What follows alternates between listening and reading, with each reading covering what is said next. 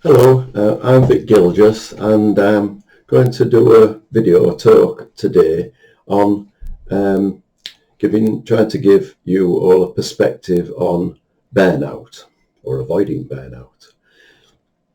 Now, we're still in lockdown and about 2 weeks ago, Toyota, which is a car company in Derby, they all went back to work. And I mentioned that because I'm from Nottingham, not far away. And the bosses said that the production line was going to be slower than the normal rate so that people could get accustomed to the working conditions and the memory of what to do, muscle memory and all that, so they could get up to speed, which is a good thing for the management to do so everybody can get ease in without the production line seeming too frantic for them. And that reminded me of, and I'm showing my age now, a series on the television in those days called I Love Lucy.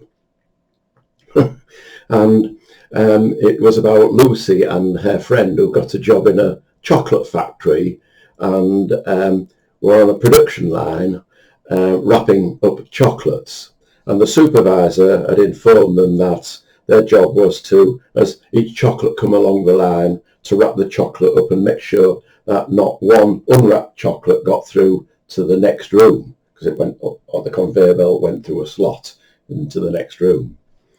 And so she said, are you sure you can do it, girls? And they said, yes, of course we can, because it was their new job and wanted to do it well. And so what happened was the production line started and Lucy and their friend were quite happy because they were managing to wrap the chocolates up. And then all of a sudden, if you noticed, the spacing of the chocolates halved. And so they're having a job keeping up. And Lucy's friend, in actual fact, let one unwrapped chocolate go through into the next room. And then they really started to panic. And there's Lucy and a friend stuffing chocolates down their tunics down the front, and they had a floppy hat on and putting chocolates in the hat, just so when the supervisor appeared, as she did, everything looked calm and collected. And the supervisor said, how's it going, girls? And Lucy and a friend said, oh yes, we're fine. So the supervisor then shouted through to the next room and said, okay, Jim, let the line rip. And so the pace of the production line went to twice its normal pace, and you could look on both of the faces that they just wasn't going to be able to cope. Very funny. But the reason that I'm mentioning about conveyor belts during this and the pace of things, and that is the analogy, is that in life, things come at us from the outside, and we can think about these things coming at us, and it can all get a bit too much, and we can get stressed, and we can panic, and we can get burnt out. So we're talking about thoughts here. Thoughts of us feeling rushed, stressed about will we be able to cope, and as in the I Love Lucy sketch, trying to reassure everybody that we can cope and everything, and when that is not actually, that is not the case. And so I remember in my younger days that I was certainly very proactive in this sense of I can cope. And because of that, just like the I Love Lucy sketch, I got landed with things because people thought I was better than I really was. And so I nicknamed myself Mr. Dump-On because people dumped work on me. And I realised at the time that it can be very easily, you can become Mr. Burnout. Now, and this is, I'm not talking about an actual production line, I'm talking about thoughts coming at us. It's like production line that we want to, what's that about? And how can we deal with this thought? And another thought comes along. How can we deal with that thought? And we don't want to let a thought go if it can be handled. And one thing that we do have is our consciousness. Now, that is a thing inside of us, which is our common sense, really. And when we kind of calm down to the situation that we're in of thoughts, that can tap us on the shoulder and say to us, look, just back off, just kind of calm down, and you'll do things much better. So that does help, that we do have that ability. What also helps is to realise that thoughts are not things. Now, when things are coming down, actual things on a conveyor line, a production line, they are things. But in our thought system, our mind, they are not things, they are thoughts. And because we now know that all thoughts, good thoughts give good feelings, bad thoughts give bad feelings, that we can see that that kind of thought production line can often send us a little bit crazy. And we, like I said, this aspect of myself, this Mr. Macho, we can, and I was very proud at one time of, at the end of the day, congratulating myself that I handled this thought and I handled that thought, and they were really thoughts and not things. And what I will say about that is that, as far as that goes, fill your boots. If you can cope with it, then all the better. But sometimes when the thoughts are bad, we can have bad feelings, and we might as well be filling our boots with poo. To, again, get a better perspective on this and to slow that conveyor belt down, in fact, to start to realise that there isn't really even a conveyor belt, that we start to see that thoughts themselves are nothing in disguise. And because of that, we don't have to be overwhelmed by our thoughts. And another thing that can help us, that all this type of rush thoughts, this conveyor belt of thoughts, doesn't last forever. So that when we think we're in a maelstrom of thought activity and things are getting on top of us, just to remember that when this happened a few days ago or a few weeks ago or a few months ago, then now it's another thing. And tomorrow or the next week it will be another thing.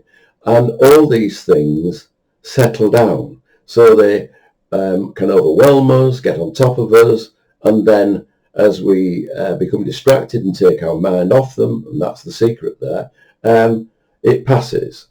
So that is useful to know, that we do have a learning curve that we know that we have managed, and that whatever we experience, our thoughts, and that is how we experience life, is a time-limited experience, and therefore we will get over it. So explicit in all this, which is, I'm trying to help you with this, is that reminding you that you are the thinker. We all are the thinker, and we can choose which thoughts we wish to focus on. We can't choose to stop thoughts coming into our mind, because thoughts are like a bubbling cauldron. One thought, another thought, they are just random. They can be about anything. And once we realise this, that we cannot control the thoughts that come up, but when we start concentrating on the bad thoughts, we're going to get bad feelings. If we look at the good thoughts, we get good feelings. But again, the secret behind this is to not be overwhelmed by thoughts, as I've said, is because they're just thoughts. Wrong to say that they're just thoughts, but they are, they've come into form in our mind, and our mind, because of our conditioning, our knowledge, what the world has told us, will form a particular opinion of those thoughts and give a particular input to those thoughts. And that is not necessarily the truth. That's what I mean, is that we have the capability, all of us, you, me, everyone else, the capability of thought, of consciousness and life running through us. And that is the gift that we've got. And unfortunately, sometimes when it does come into form as a thought, we forget that we have the wonderful gift of thought, but it's what we do with that gift when it comes to us in the world of form. So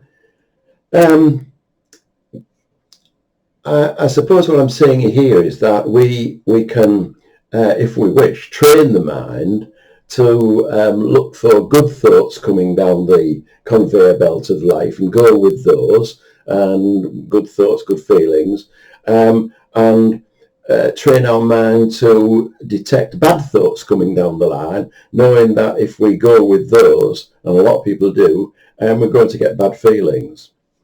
But the reality is that these things coming down the production line are not things, they are thoughts. And therefore, we can not take them seriously. We can enjoy them or we can fear them. So what we are in effect witnessing is an illusion.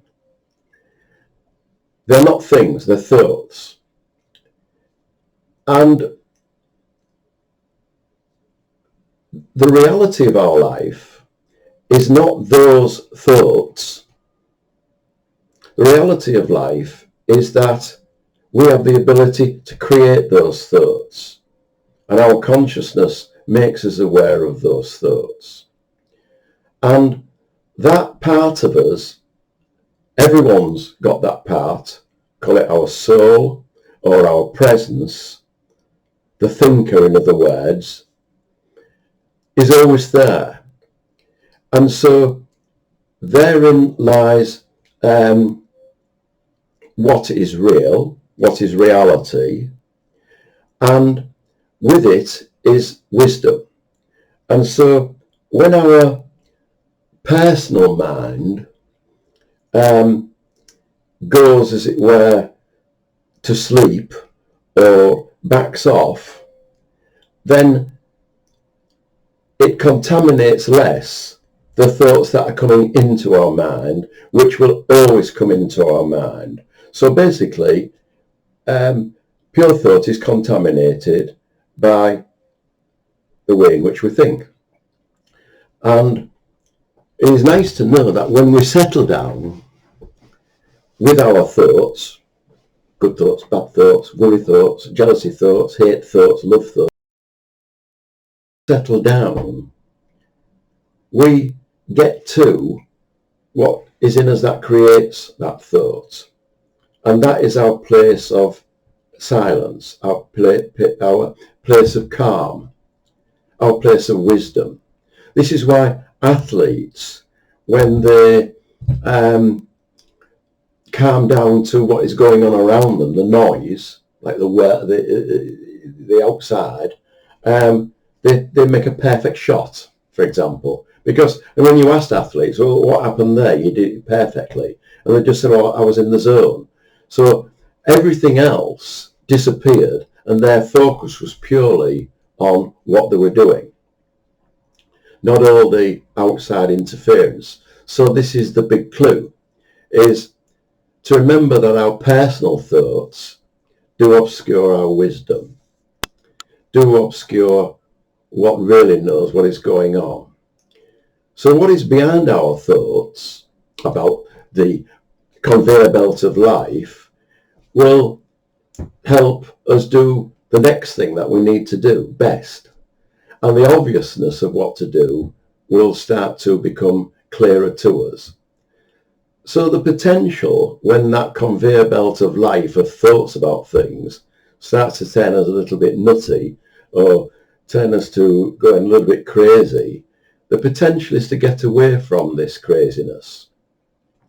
And so I suppose that's the secret to psychological stability, is to not let life rush us, to get the insight that we are looking at what we think is reality through our thought system, which is polluted by our conditioning and messages and all the rest of it. But behind all that, instead of looking outside to what the world tells us, behind all that, what is creating all that at that moment in time is everything we need, is the wisdom and the calmness. So coming near to the end of this video is to, my message is to not take life too seriously, meaning our thoughts too seriously. And that, in a way, is looking for some humility, the ability to laugh more at ourselves and not take ourselves too seriously. Come back, in a way, to our peaceful state. And when we do that, so come back to our state of peacefulness, our basis of wisdom, our basis of knowing, then we will start to see a world, knowing better what to do. We will start to see a more peaceful world because we'll be able to manage it better because we are looking at what is in us instead of coming from the outside. So I hope that's helped you give a perspective on burnout. And thank you very much for watching and listening. Thank you.